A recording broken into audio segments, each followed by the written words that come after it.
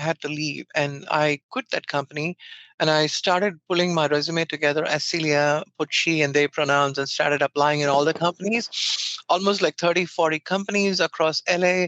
Every company that had a pink flag, rainbow flag, that would hire me. I put my cover letter. I was excited. I started writing all these amazing resume, and I started applying for jobs. And I went for trans can work job fairs. Mhm. And what was surprising to me is companies are willing to hire trans people at a lower level, Mhm. but they were not willing to hire trans folks at a senior level. This is the Transparency Podcast Show with hosts Shelbe Chang and Michelle Herman from Long Beach, California, where we bring you life transformation stories, business, investment, personal development, entertainment, and more. Welcome back to Transparency Podcast Show. My name is Shelbe, and we also have Michelle as a co-host on the other side of the screen. Hi, Good Michelle. morning, Shelbe. How are you been? today? I've been good. Just busy with real estate. How about Yes, yourself? you've had open houses and all kinds of busyness. It's exciting actually. So today, the guest I'm going to bring it up. We go way back around 2013, 12. Wow. It was a time when I started doing some movies, actings, and LGBT love stories. That's how I kind of crossed path with her, because at that time she has her YouTube channel, and somehow we just connect through Facebook at that time. And then we never really met in person until one of our friends, who unfortunately got murdered, and we went through that whole, it hit home. So we kind of went to the court hearing, and so her name is Celia Daniels. So Celia, you can tell us about yourself, introduce yourself, like your background, how did you begin your gender identity journey? Yeah, thank you so much, Shelbe. I identify as a gender non-binary person of color. Okay. I'm an immigrant, I'm an Asian. I have 25 years of experience working in the corporate industry. And one of the advocacies that I focus on is bringing change in the diversity spectrum from the bathroom to boardroom. Mm-hmm. And that's my passion. That's what I love doing, educating companies and bringing my corporate experience and helping companies to hire more trans and gender non-binary and intersex community into the workplace. Yes, so that's what I do. That's great. I love that. Bathroom to the boardroom. Yeah. That's an awesome slate. Yeah. So I know you involved with trans can work. Right. I want to tell you a funny story that nobody knows. It's kind of embarrassing personally, because when they first started it about 2016, remember? I was cast to do like their information. Oh my goodness! Commercial, but somehow, because you two probably know my story. I had a breakup, and then that was at that time, and then I forced myself to show up, and then I did it very horrible. I cannot read my lines. And then they asked me, smile. I just can't smile. Anyways, that's just my little connection with trans can work. But throughout these years, I can see they do a lot of different job affairs, right? And then, absolutely. Yeah. So job fairs, trying to hire trans folks. Right. And those are, I've been one time, and they are not mom and pop businesses, like a major big names and banks and stuff. Right. Yeah. Right. So can you tell us like what's your role in this trans can work? So I'm in the executive board for Trans Can Work, and I've been involved with the organization when Michaela Mendelson started this organization. She was the CEO of El Pollo Loco.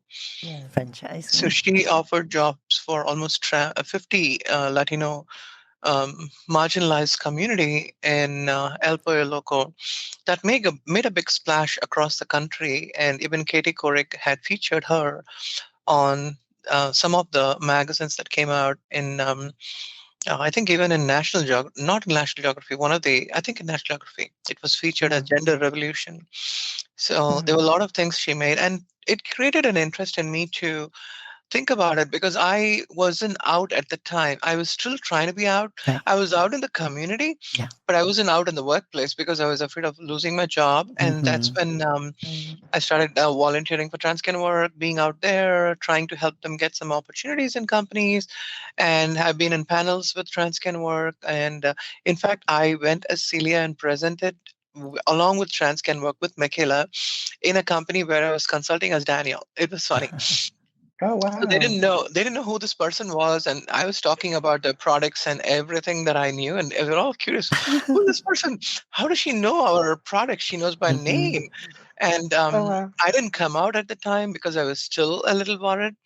But it's funny how I have been, my journey has been, all these organizations, even LGBTQ, LA organization, all of these organizations have been a great stepping stone for us.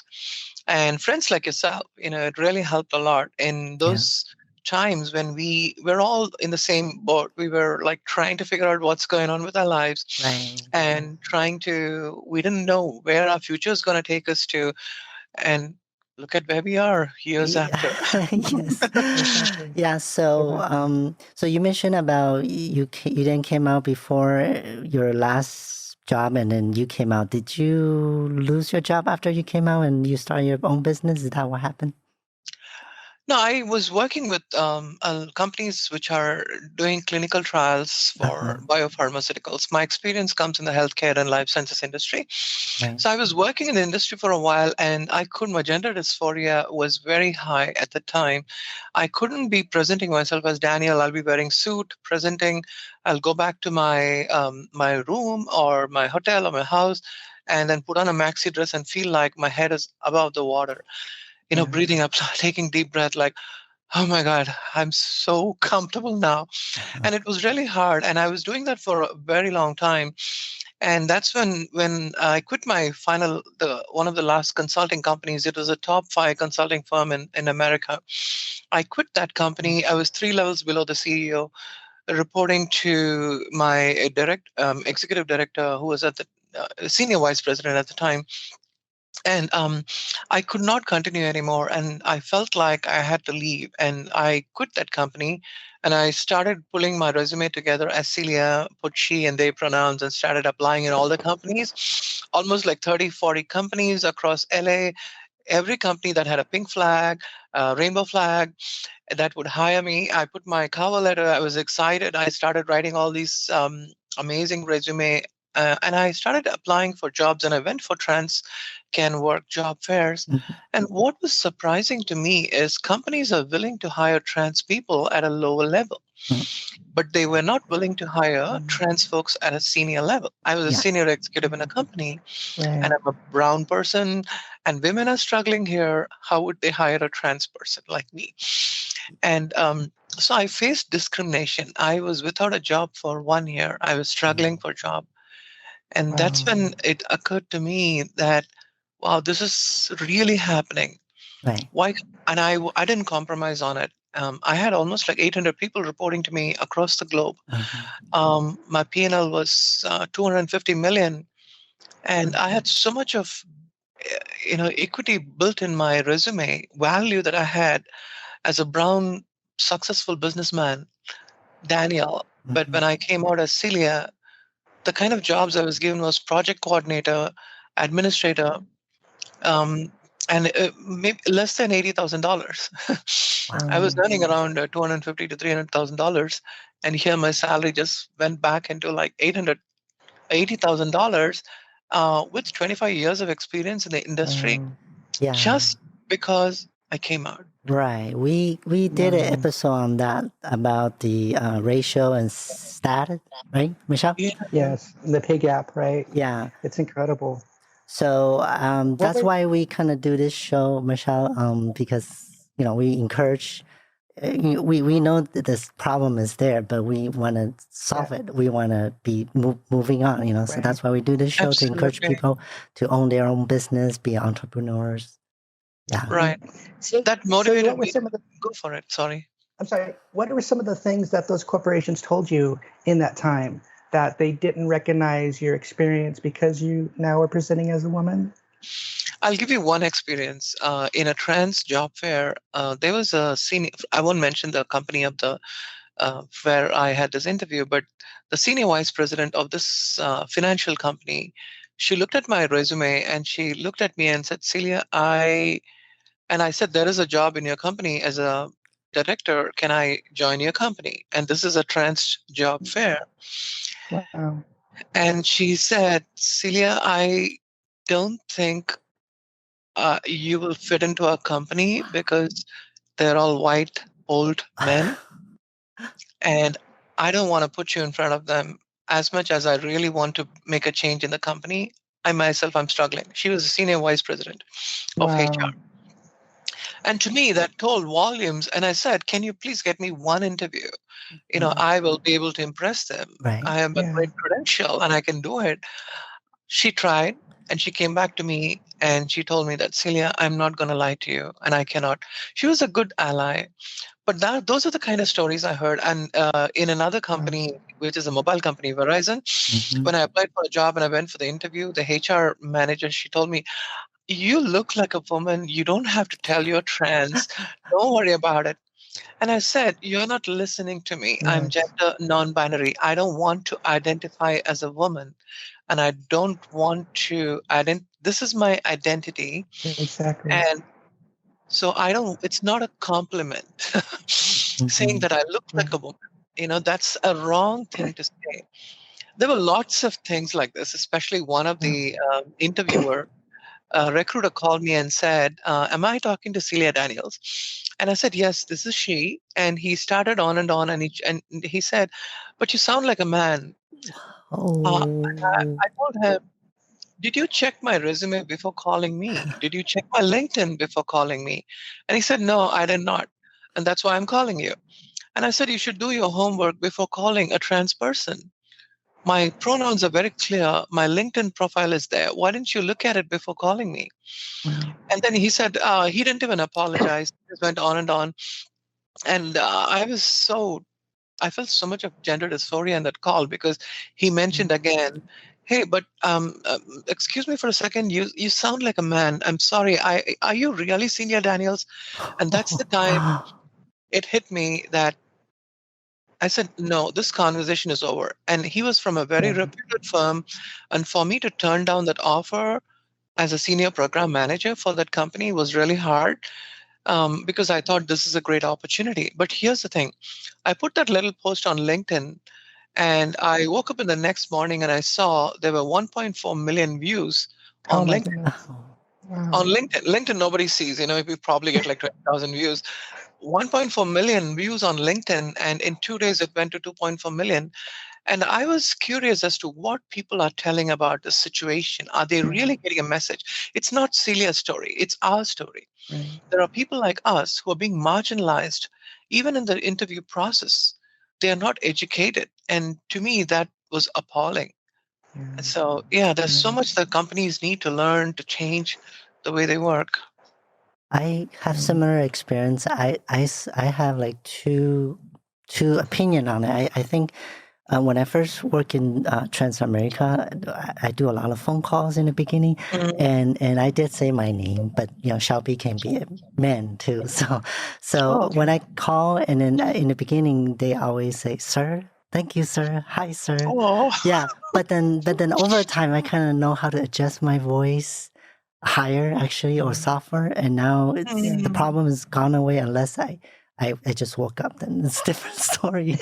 But then but then the other kind, like, it's like I think some people purposely call you that to offend you, because I went to a city hall for real estate business to find out the blueprints and permits and all that. And then, City Hall has different, when you walk in, there's a security, there's barriers you need to go through. So at that time, from that point, when I go to the window, nobody call me sir or man or anything. But when I get to the window, this girl younger than me, and I asked a lot of questions. I think she got annoyed. So she goes, "No, sir, that's not it." So at that point, I know, because I look like this. I'm not looking, like You know what I'm trying Nothing to say. masculine looking about you. Right. So I think for what your story just told, maybe they did it on purpose, try to not hire you, and you just back out. So I don't know, just my opinion. So do They you may have be any? checking, yeah, you're right. They may be checking boxes too. A lot of Right. times I feel like, hey, we want to hire a black person. We want, George Floyd happened. Oh, anti-Asian issues are happening. Let's hire an Asian person. And trans people are getting murdered every year. And almost in 2021, there were 50 trans people, trans women, and almost more than 85% of the folks who were murdered were trans people of color. Mm-hmm. And so companies are just intentional or sometimes very performative. They just want to hire people because they want to check these boxes, Shelby. And There's a sometimes, PR effect, yeah. yeah, what really bothers me is you can change a person who's ignorant. You cannot change a person who's arrogant. Yeah, You know, and then I like what Well you're said. saying, because during July we just had a Pride Month. Every company you saw is about Right. Pride Month. But what Celia says, Rainbows everywhere. Pride Month is now Pride is not just a month; it's a 365 days. So Yes, yeah, exactly. yeah, Right. absolutely. I think Celia, go for it. how do you see things are changing now? All of us have had experiences like that, and we'll continue to Right. because we still live in a very messed up world. But what positive things have you seen that have been more inclusive, more accepting, or more even questioning or asking what our preferred name is or what our preferred pronouns are? What have you seen that's been positive? Yeah. Now, looking at the statistics in California, 27% of the youth in California, according to the Williams Institute in 2019 that came out, identified as gender non-binary. The numbers are going up every day. And even if you look at in 2030, the workforce is going to be 75% of the workforce is going to be millennials and Gen Zs. We are looking at a revolution where people are coming out of not just a process issue, a technology issue, but also a people issue. They never had people issues so far. COVID disrupted the whole industry. It disrupted the whole world where people have started telling the companies that this is how I'm going to work. You want to figure it out. So companies are now thinking about what they can do proactively. They are trying to hire trans folks. I'm working with a company today to implement pronouns. It's a $26 billion pharmaceutical in California. And I'm trying to bring in the pronouns, and I see that everyone is willing to use pronouns. But unfortunately, due to according to the Pew statistics, 48% of the Americans are still not comfortable using pronouns because they see what is on the top. Bathroom, they only hear bathroom, pronouns. Bathroom, sports, pronouns. They don't see under the surface how much we have struggled. Homelessness, being going through mental health issues, going through incarceration issues. Every area of our life, we've been going through all these issues, and they don't see what is the root cause of the reason why people are different. Companies are changing, but I would say that I see a lot of change in the media industry also. The way in which the ads have come, it's always demeaning to the trans community. We've been portrayed as, drag queens or having a fishnet stock or just kissing someone. Exactly. It's always about that. I want to see trans entrepreneurs in the media industry. I want to see entrepreneurs, CEOs being portrayed in the media industry. I want to see astronauts who are trans in the media industry. And that's the way we want to change things. That's happening. But I'm glad that the younger generation is able to change that for the Gen X and baby boomers. And I'm so hopeful that the gender expansive community is much more on fire than my generation. My daughter is much more open to being an advocate for me than me. She talks I about love it. problems. Yes. Yeah, she's 22 years old. I came out to her when she was 12. But I see that kind of change. And to me, that is very encouraging that the future generation, they're all thinking and they are all changing the way in which companies need to. I see a lot of change in the smaller companies, startups and smaller companies than the traditional companies. IBM has done a great job. But when you look at companies which are culturally heteronormative, they have a lot more to do. And it's not about compliance in the companies anymore. It's about compassion over compliance.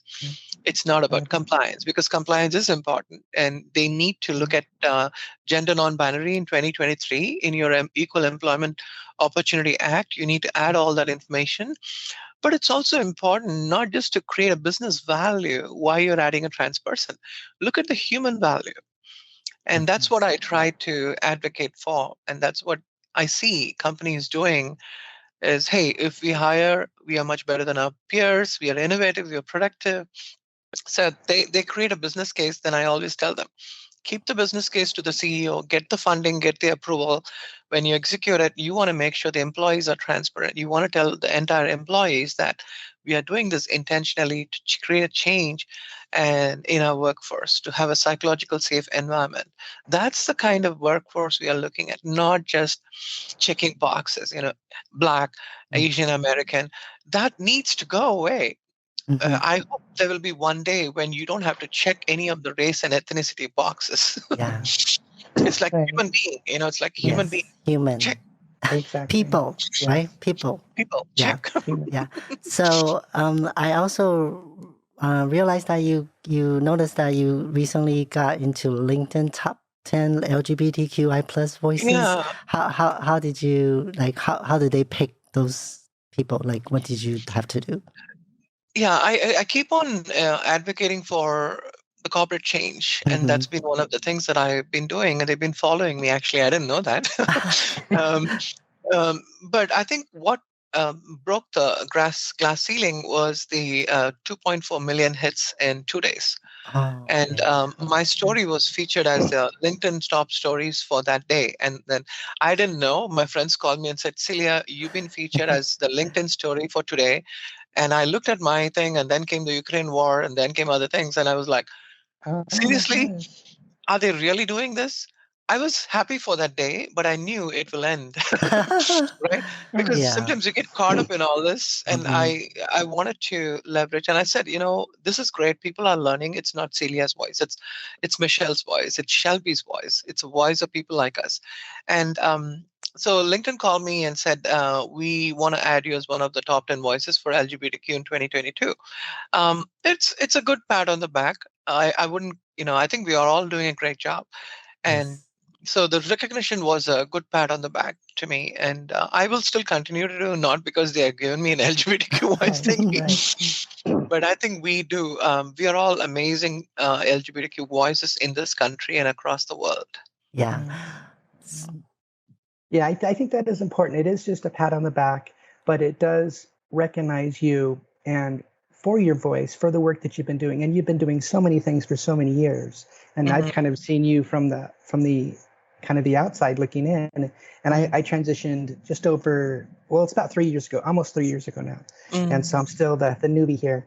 But but I think it is important for us to recognize people like yourself that has put in the effort and put in the work in seeing this change. And some of us that are new, that are coming in, or maybe even not in a position to be able to transition yet, we can still base and learn from you. And based on your experiences, we can kind of help pattern our experiences around that. One of the questions I had was, because I think a trans person will make a great DEI advocate. What would be some ways? I actually have a friend she's a very good cis ally, but she wants to enter the DEI space because she really wants to advocate for the trans community specifically, but of course everybody as well. What are some ways someone without a college degree or a degree with something else, what are some ways people could get into this space? I think the first important thing is to connect with the community, to understand the community, to listen to the community, learning to unlearn certain things. For example, pronouns was hard for me when I had to use they. I was raised with an Anglican English grammar from England, from in India. So to me, using they was really hard. And then I had to unlearn that this has been used since 13th century in Shakespearean language. It's always been there in Pickwick Papers. It's been there in a lot of authors have used they as to describe a person. They didn't want to describe a gender. So it's been there, and I think in getting involved in the community, understanding the community is so important. So I can give you one quick example. That is allies. The word allies means acknowledge your privilege that you're a cis person who's trying to help trans community. Listen to the voice of the trans folks in our community. Learn to unlearn things, which is very important. Instigate tough conversations and be in situations where you have to make tough decisions. And E is to educate yourself and to educate others. First, you need to educate yourself. You can't just educate others and start educating yourself after that. The last one is support by being involved in the community. So this is something that I would advise to your friend when you look at being an ally is understanding the whole package of being an ally. It's not just, and you don't have to have a college degree. You just need to have a heart. Your academic qualification probably gives you a platform, but I've seen that I am in platforms where there are judges in the call. There are, I would say, someone who has written councilmen, councilwomen, people who are very, very important making changes in the call. And I'm part of this conversations because they want to hear my point of view as a person of color and an immigrant. So there are a lot of times I feel that it's good to have someone advocating for us, but the most important thing is to not take away our space. Because I've seen a lot of, I posted in my recent posting on LinkedIn is give voice and give a platform for the trans community to tell their experiences and stories. The cisgender folks cannot share experiences like what we have gone through, the discrimination we have gone through, the issue we faced. They will not be able to share those narrations. They'll be just giving you theory. They will just say, "Oh, by the way, my friend Shelbe went through this. My friend Michelle went through this," but it's not their story.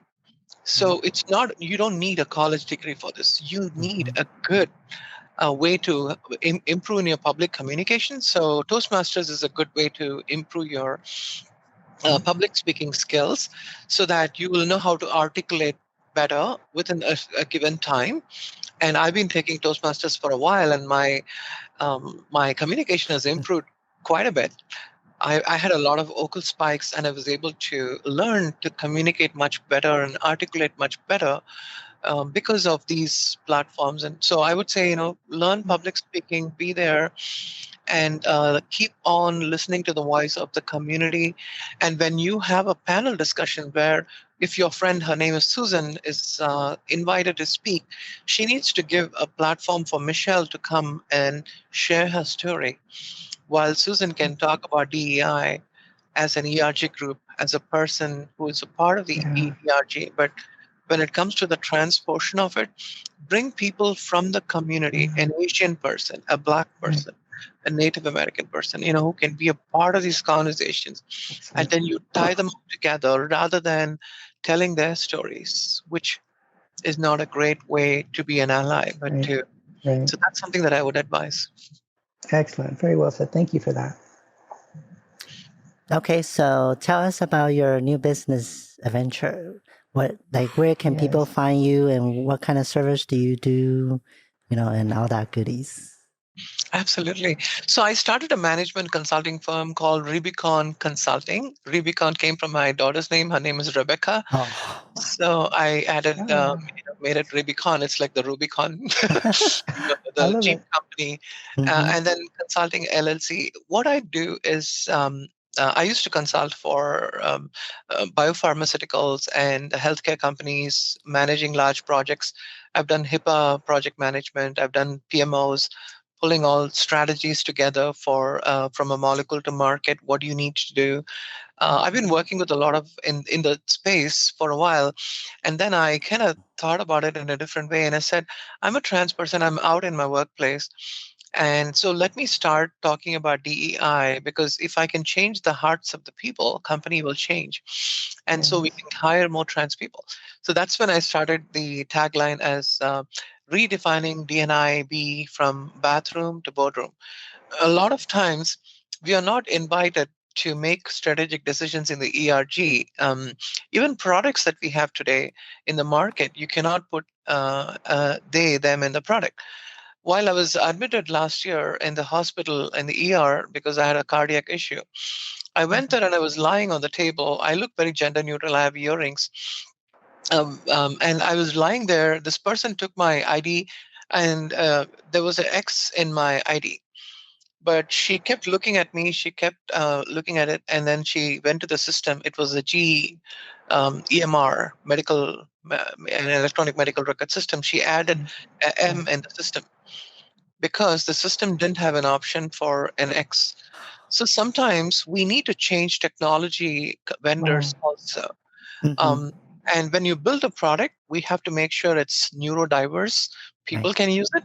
So someone who's having dyslexia, someone who's having color, visually impaired folks, people like us, we need to be included in that. So I've been vocal about all the product companies. So product companies send me their products to evaluate and see if it's gender inclusive. I do that for some companies free of charge. I started writing policies for companies too. I've written policy for a very large electrical company. And I continue to do that. I continue to advocate for policy change in the company. Don't just hire trans people. Don't just hire trans people if you don't have policies, if you don't have framework, if you don't have people, process, technology in place.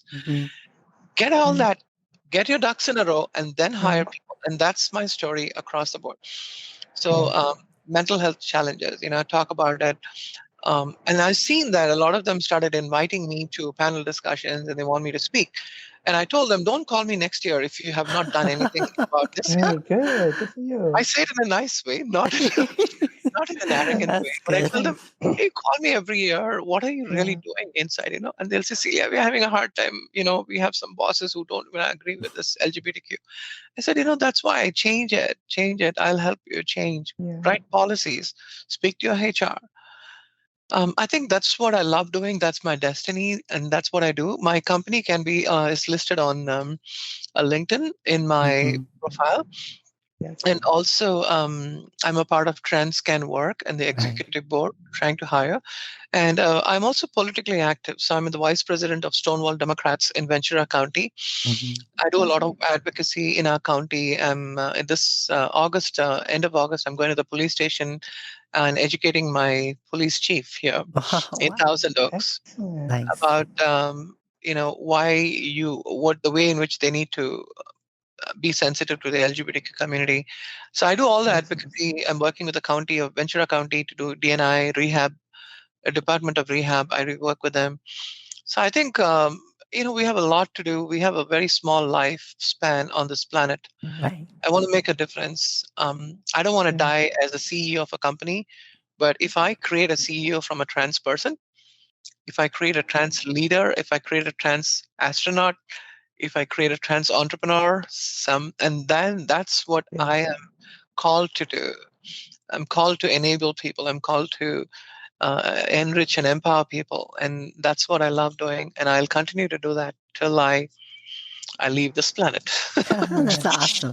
Like a legacy, right? So, yes. Yeah. Yeah, you're amazing. Thank you so much for all of your effort. And please understand that it's okay to receive accolades from other people, but really from our community, thank you so much for all the work you do. You are affecting change on the front lines that will impact so many of us. And so we stand in gratitude to you. Thank you so much. Thank you, Michelle. Thank you, Shelby, for what you do. Yeah, so we're going to close this out. Do you have any advice for people maybe? I always ask this for our interviewer because like you just said, our experience really counts, really make a difference. A lot of other people, they speak, they pull the data, they pull the numbers or theory. So that's why, I always ask our guests, what's your advice for our audience listener who may be ally or who may be not, thinking about transition and not too sure, on that stage? Absolutely. I think we all have our own journeys, and find out what your journey is, and confidently and boldly just go ahead with your journey, no matter what people say about your gender, the way you identify, the way that you use your pronouns. Just do it. And you will be able to see that the community will change around you only if you change. Right. I think it's so important for you to lead the change, you to be the confident person in the room. If I can make a difference, a South Asian immigrant who was so shamefully living in India with guilt and shame can come out and create a change in a 40-year-old, $26 billion company. I'm the first gender non-binary person who made a change where my legal name is different from my birth name, from my authentic name. And if I can make a change, we all are change makers. You may be working in a McDonald's, you may be working in a small firm, you may be in a big firm, you have not come out. But just think about how much impact you can make. Even if you don't come out, find what your journey is and slowly come out the way you want to, not because others want you to. And for the allies, I would say, as I mentioned earlier, you are an amazing ally, and I'm sure that you will continue to be an amazing ally, but please give us platform to hear our voices, Shelby's voice, voice of Michelle, my voice, and people from our community in your panel discussions, in your conferences. Bring us in there, even if it's 10 minutes, 15 minutes. And that's going to change your conversation, the dynamics of how you manage your entire program and your trainings, your events. It will make a big difference. So thank you so much for this amazing time. Thank you so much Shelby, for your time. I know we have a lot to catch up. Yes, Maybe we have to catch up again in another episode or outside, on both. Both, actually. Yes. I would love to talk about Melody at some point in Yes, time. we haven't had a chance to talk about her. We will do one session on that as to how the law firms. Yesterday, I was in LA, Lambda Legal. I was in one of their meetings. So I was thinking about our situation, like maybe it's definitely a good conversation for a next conversation podcast. Yeah. About Melody. Yes. Yeah, those things will be great. All right. So thank you for your time and thank you for all the information that you share and all your activist work. It's very amazing and inspired me personally as well. Yes, likewise. Yes. And we'll be sure to put all the links, your LinkedIn links and your website, everything. We'll put them in the show notes as well as YouTube. So thank you so much, Cecilia, for your time. Thank you. So we'll invite you back very, very soon. Yes, very soon. Thank you. I would love to. All right. So thank you for listening and watching. We will be back next time. Yes. Your voice matters. Just remember that. Thank you. Talk to you soon. Bye-bye. Thank you.